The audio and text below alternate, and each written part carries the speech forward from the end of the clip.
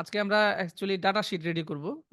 আমরা যে এতগুলা ক্লাস প্রোডাক্ট রিসার্চের উপরে দেখলাম, লাইক হচ্ছে আহসান হাবিব ভাই মনে হয় 2টা বা 3টা 4টা ক্লাস নেওয়া।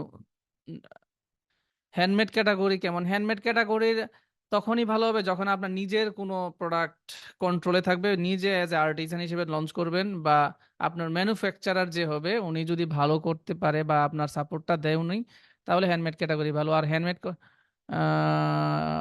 হ্যান্ডমেড ক্যাটাগরিটার মেইন গেমটা হচ্ছে আপনার ম্যানুফ্যাকচারিং জায়গায়। ওই জায়গায় যদি উইন করতে না পারেন, ইউনিকনেস না থাকে, দেন এটা টেস্টিং পর্যায়ে চলে যায়। হ্যান্ডমেডের ম্যাক্সিমাম প্রোডাক্টগুলো টেস্টিংই হয়ে যায় আর কি।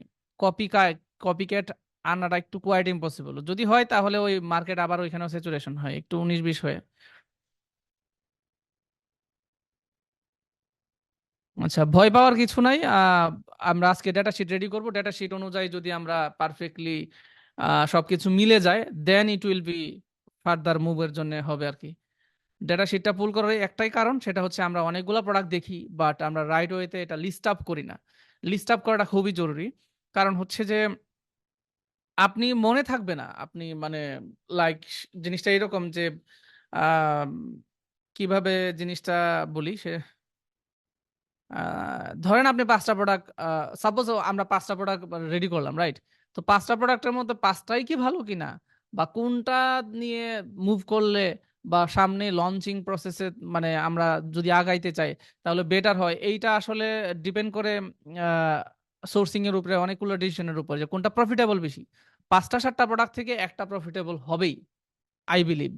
না হলে আবার 10টা প্রোডাক্ট। সো এভাবেই প্রোডাক্ট পুল হয়। অনেক সময় দেখা যায় অনেক প্রোডাক্ট ভালো থাকে, অনেক প্রোডাক্ট লঞ্চিং অপরচুনিটি ভালো, যে হ্যাঁ আমি প্রফিট করতে পারবো। আল্টিমেটলি কিন্তু ওইটা ওয়াইজ হয় না ডিসিশনটা। কারণ হচ্ছে আপনার ক্যাপাসিটিটা চিন্তা করতে হয়। সো আমাদের ক্যাপাসিটি যেটা, আমরা যেটা চিন্তা করি, আমরা সবাই এখানে যারা আছি, এইটা খুবই একটা মানে ইম্পর্টেন্ট বিষয় সিলেক্ট করার জন্য, যে আমরা কোন প্রোডাক্টটা লঞ্চ করে অ্যাকচুয়ালি প্রফিটেবল হবো আর কি। প্লাস্টিক প্রোডাক্ট বিপিএ ফ্রি থাকলে সার্টিফিকেট লাগবে।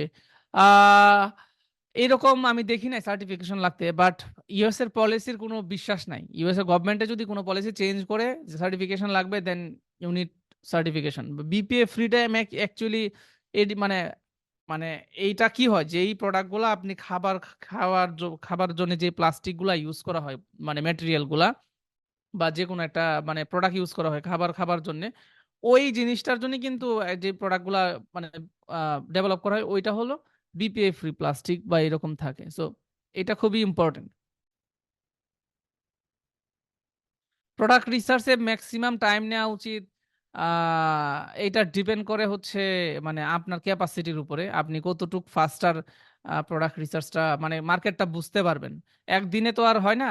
দেখা যায় আপনার একটা প্রোডাক্ট পেতে হয়তো বা আপনার 2 মাস বা 1 মাস লেট লাগতে পারে। বাট অ্যাকচুয়ালি একটা প্রোডাক্ট লঞ্চিং ডিসিশন নিতে 1-1.5 মাস লাগবে অ্যাকচুয়ালি। যদি আপনি রিয়েল কথা বলেন যে ভাই আমি একটা প্রোডাক্ট রিসার্চ করে আমি লঞ্চিং এ যাবো, 1-2 মাস আপনার ভ্যালিডেশন করতে হবে। বাঞ্চ অফ ডাটা নিয়ে একটু ডান্স করতে হবে, যে আমি আসলে এখানে প্রোডাক্ট লঞ্চ করব কিনা, বা আমার এই প্রোডাক্টের ফিউচারটা কি, আমি কতটুক মানে রেভিনিউ বা কত বড় নিশে আমি মানে মার্কেট রেভিনিউটা কতটুকু, এবং নিশটা কত বড় হইতে পারে ইন ফিউচারে, এইগুলা চিন্তা করে আমরা কিন্তু প্রোডাক্টটা সিলেক্ট করি। সো ম্যাক্সিমাম কেমন টাইম নেওয়া উচিত বলতে, সেটা হচ্ছে এটা একটা ফেজ। তো দেখেন আমরা এখন পর্যন্ত প্রোডাক্ট পুল করলাম, দেন হচ্ছে আপনি সোর্সিং এ গিয়ে আরো 15 দিন বা 1 মাস বা 15 দিন লাগবেই ব্যাক এন্ড ফোর্থ করতে, রাইট? তো ওইটা একটা ব্যাপার, তারপর স্যাম্পল আনবেন। সো ব্যাপারটা এরকম আর কি। প্রোডাক্ট কমপ্লিটলি রিসার্চ হয়ে আপনার হচ্ছে আহ, কি বলে মানে সোর্সিংটা উইন করতে পারতেছি কিনা। ভাইয়া কফি মগ প্রোডাক্টটা কেমন হবে? কফি মগ অনেক saturated market. Can you please explain again about A plus content? A plus content হচ্ছে প্রোডাক্টটাকে আরো ভালোভাবে আহ, মানে রিপ্রেজেন্ট করা কাস্টমারের সামনে, গ্রাফিক্যালি অ্যাকচুয়ালি ব্রোশার টাইপের আর কি। আমরা বিভিন্ন প্রোডাক্টের লিফলেট ব্রোশার দেখি না, বা কোনো সার্ভিসের, ওই জিনিসটা গুলা চিন্তা করো আর কি, বুঝতে পারছেন? সো এ প্লাস কন্টেন্টটা অ্যামাজনের মানে কিছু ল্যান্ডিং পেজের মতো কাজ করে। ব্রোশার বলেন, ল্যান্ডিং পেজ বলেন, আমি একটু ব্রডলি বলতেছি মানে জাস্ট বোঝানোর জন্য।